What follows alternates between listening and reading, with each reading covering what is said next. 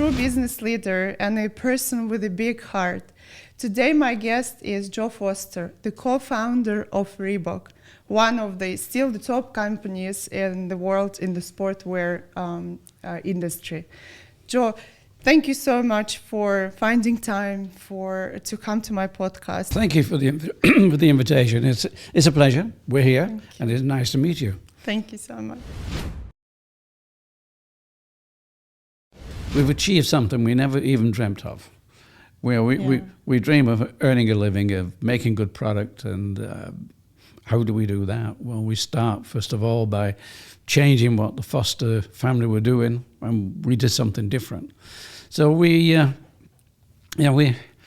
probably didn't have in our minds that we were going to be a number one or that we were going to be a big company, but it's taking each step at a time. And so you step, well, we could do a bit more, we can do a bit more, we can do a bit more.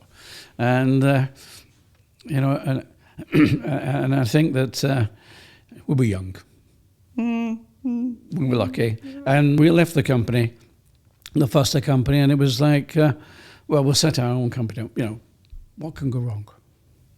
What can go wrong? We're young, it's, nothing can go wrong. And so I don't think we had anything more than, well, we can do better than the Foster family so far. What they've done, we can do that as good, or we can do better. So really, the reason for what we were doing is, yes, we needed to make a living. That whole idea of partnership, and I work a lot with the family businesses, and I know what a lot of responsibilities, a lot of things, a lot of internal politics. What was the success in your partnership with your brother? Well, I think probably the fact that my father and uncle, they just fought. They didn't get on. They were brothers, but they did not get on. In fact, they didn't even speak to each other. While working together? While working together, they wouldn't speak to each other. When we talk about, well, with Jeff and yourself, I think he probably had learned that lesson that, Right, so you saw. If we feud, we won't go anywhere. Right. And I probably also learned a lesson, but I think Jeff was probably more able to absorb the problem that would bring if we were fighting. So I think I got away with a lot. We never fell out. We never had an argument. Challenges are there to help, not to hinder you. You can fail. Okay, failures, again, it's another lesson. And that's all it is. It's a lesson. It is not time to give up. It's time to change. Did you have moments? In your life in terms of business when you felt, well, I think that's it. That's it. There is no way out. No? No. No. No. That's. I think there are times that come along when you wonder, are we going in the right direction? Is this where we're going, or how can we manipulate it? So what can we find?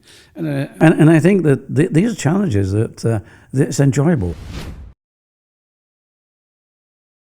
I spent 11 years going to America as a small company from the UK. Excuse me. I went to America, first of all, in 1968. And I didn't really crack the market until 1979.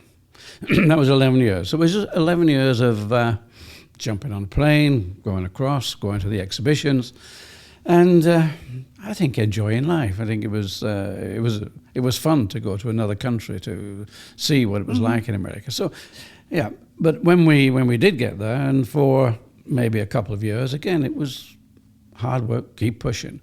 It was only when we actually found that white space that was aerobics. Yeah. It was new. It was something different. Yeah. We were only a small company. Yeah. So as against Adidas and Nike, who were the big boys at that time, they obviously didn't see it. We needed white space. We found it, and aerobics took us from a very small $9 million company up to, well, as we know, $4 or $5 billion company. But really, it was to get to $1 billion within 4 years, and that was an incredible ride. But it was going so fast. Everything was going so fast that you don't have time to stop and say, what's happening? Right. You don't have that time. Yeah. You're just so so interested in it. It's happening, so let's take advantage. How do you find that white space? Well, I think that is optimism again. Optimism. I think it's a question of saying, okay, why go head to head with somebody? Why not go round? It's like sometimes going over the mountain can be too hard. Let's go round the mountain. Let's find a way around. I think it's again, it's that challenge. It's the challenge that, if we're going to do something and we're going to get from A to B, we need to know what the route is going to be, but it's not that straightforward. There's always something in your path. And I think, again, the entrepreneur has to be able to welcome challenge. And I think challenge has always been something that I have enjoyed. And that's your motivation. It is the motivation, is to look for the challenge. In fact, go into the challenge and say, "Why? How do we do this?" So, yes. I think as a brand expert, I can see, and your book is beautiful. I really advise everyone to read it. It has a lot of emotions in it. And when you say you're optimist, and reading your story or listening from other podcasts, your stories, a lot of difficult moments you went through. What I've noticed is that what I tell as a brand expert, go to your customers, ask them what they want. And that's what I felt from your book and from your story also. Yes. You were there with them. Yeah. Oh, yes. Yeah. How do you get that optimism? Where is it from? Were you born with it? Yes.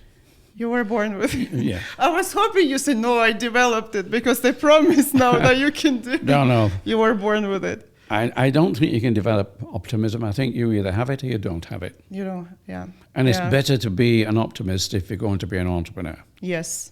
So it does go together. I think you're born with it. Stay away from egos. Egos, yeah. Right. Egos, you don't need them. Mm-hmm. You need good people who believe in the brand. And so you all work for one name, for one brand, not for yourself. You want clever people, you want optimists, but if their ego comes in, and I had a few egos to deal with, I invited them to leave the company. Right. Because if you go set your own company up. Don't be afraid of taking chances and risks. Don't be afraid of that. Just go for it. Yeah. Just go for it. And if you get it wrong, you can change it, and don't be afraid to change. Yeah. Because it's so important to not to try to stay with something that is not working. If it's not working, change it. So don't be afraid of change. Don't be afraid of failing. I think this is the biggest scare that we have. I spent 11 years going to America. I had 6 attempts, and they all failed. I think it's to have fun. Oh, I love it. To have fun. Yeah. I think, I do get asked the question, what are the 3 most important things? And I say, well, number 1 is fun. Number 2 is have more fun. And number 3, it's got to be fun. Otherwise, you won't be there. So, so if you're not having fun, so regularly you must have fun. You must enjoy it. You become part of the big corporation, and you have the board, and you have other people deciding on your behalf. How to keep optimistic during that time? I was for 2 years part of a big corporation. For me, I can't do it. I cannot be Excel, filling in Excels and business planning only. What's the success? How to deal with that in order not to lose your optimism? And well, I mean, eventually, you've got that many lawyers, you've got that many accountants, you've got that many people in between doing all the jobs that it just becomes a routine. And that's why in the end of 1989, I stepped back from the company because the challenges had gone. There were no real challenges. Okay, I was enjoying life to an extent. I was traveling around the world about 3 times every year. I would be going around the world calling on everybody, putting on new distribution. And I was also hosting a pro celebrity tennis match in Monte Carlo. So, you know, Wow. we got all the Hollywood celebrities coming to it. So it was great. It was, in one sense, it was a wonderful thing. But you realize that, okay, number one, it's not a challenge.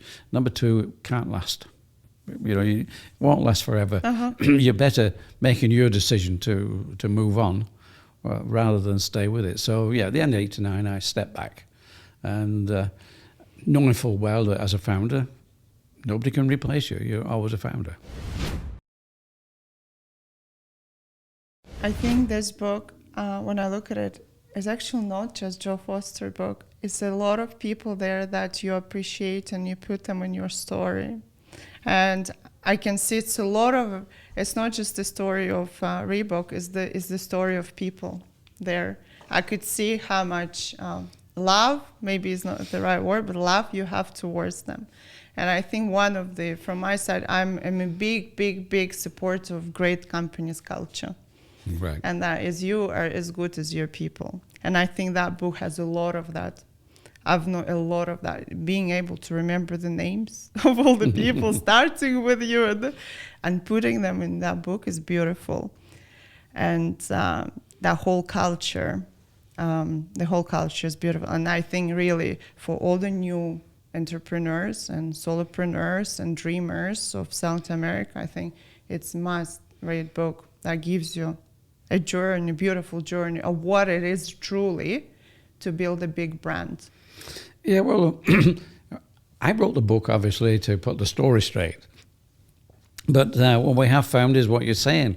A lot of people are saying, but there's so many lessons in there. There's so many things you can learn. There's so many ideas. I mean, we've done these sort of moderators with universities, UCL in London, and a lot of people, they're sort of saying, yeah, but, you know, how did you do that? Because the book in itself answers a lot of questions, but it also poses a lot of questions. Mm-hmm. You know, how did you do that? And how did you do that? And I think that's the beauty of it. We didn't set our company up to make a fortune or to be the biggest number one. I didn't write the book for it to be a business book, but it's full of business. This is the consequences. The consequence it is looked at now as a business book. It has all this. So we all want to be famous through our brands. We want to have very strong brands that people love and believe in. And it answers two fundamental questions. First one, that know your customer, and your white space is with your customers. Oh, yes. And then have the team to deliver on that, to build and to deliver on all the promises and the vision that you as a company build a strong team. I think it's the foundations, what I tell to people, it's a foundation of the strong companies, on the companies that are actually legacy, that leave a beautiful legacy. So I think it's a beautiful book to read as an entrepreneur. Thank you.